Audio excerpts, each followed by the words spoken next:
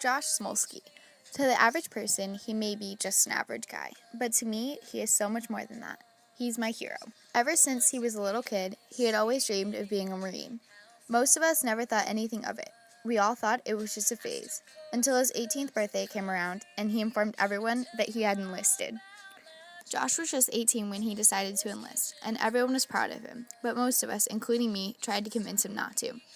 After a few months of trying to convince him not to join, he finally went off on me and told me that he was joining whether I liked it or not.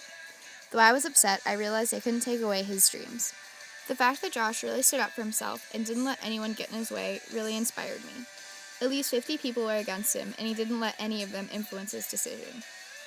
The next 4 years were the longest 4 years of my life. I couldn't wait for them to be over so that I could get my best friend back. As luck would have it, 3 weeks before he was supposed to come home for good, he called us and told us he was re-enlisting. He said that he was so close to promotion, and he really loved fighting for our freedom and feeling like he was making a difference. How could I argue with that?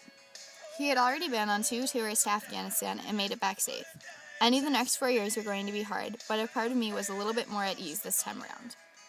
6 months after his enlistment began, he found out he was going to be deployed again. This time, though, it was when the war in Afghanistan was at its peak, and Afghanistan was the worst place for U.S. troops.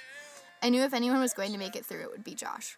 Apparently, so did his leaders, because after his platoon came back, he was promoted to sergeant of the 1st Battalion, 4th Marine, Alpha Company, 3rd Platoon.